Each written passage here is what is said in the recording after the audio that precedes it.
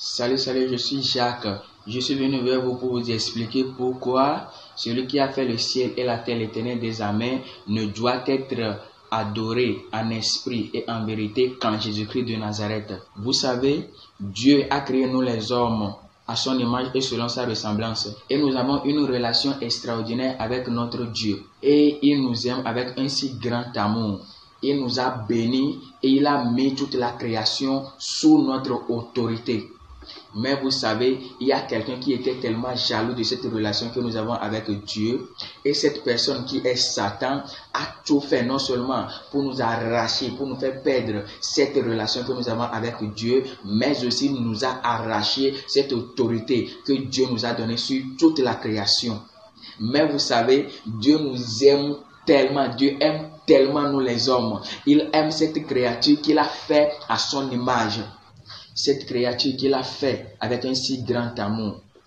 Vous savez, dans sa toute souveraineté, il a décidé de rétablir cette relation que nous, les hommes, nous avions avec lui. Maintenant, qu'est-ce qu'il faut pour nous sanctifier, pour nous purifier, afin d'entreprendre cette nouvelle relation avec Dieu? Vous savez, le Dieu qui a fait le ciel et la terre, qui a fait toi et moi, est un Dieu très saint.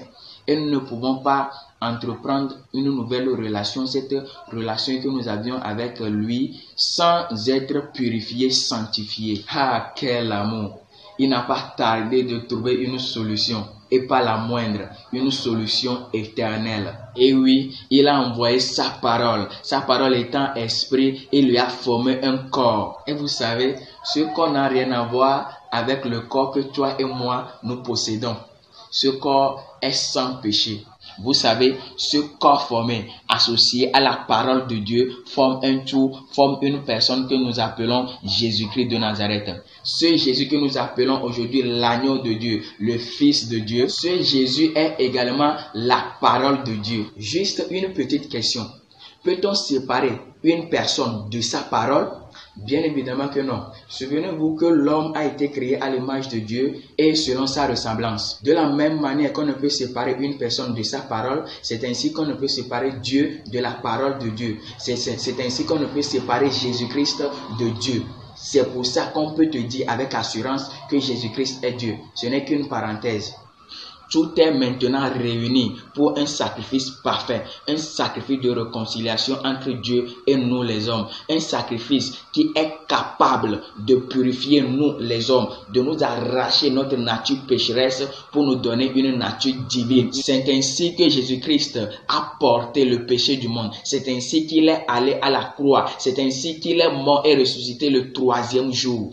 Toute personne qui reçoit Christ comme son Seigneur et son Sauveur, toute personne qui croit en l'œuvre de la croix, toute personne qui croit en la résurrection de Jésus-Christ de Nazareth, reçoit le pardon de tous ses péchés, est purifiée par le sang de Christ versé à la croix, elle est débarrassée de cette ancienne nature pécheresse et reçoit en Christ, par ce sacrifice, une nouvelle nature, la nature divine. Tu acceptes Jésus-Christ comme ton Sauveur et ton Seigneur, Jésus-Christ vient habiter en toi et automatiquement toi aussi tu vis en lui. Étant donné qu'il est la parole de Dieu et qu'on ne peut pas séparer cette parole-là de Dieu, notre Créateur, tu fais automatiquement un avec ton Créateur, ton Dieu. D'où cette nouvelle relation que nous avons retrouvée en Christ. Tu peux donc convenir avec moi que Jésus-Christ n'est pas un choix, mais le choix. Il n'est pas un chemin, mais il est le chemin qui mène à Dieu.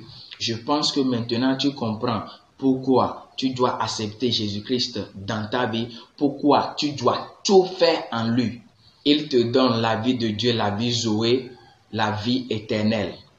C'est pour ça que je dis à l'humanité, Jésus pour tous.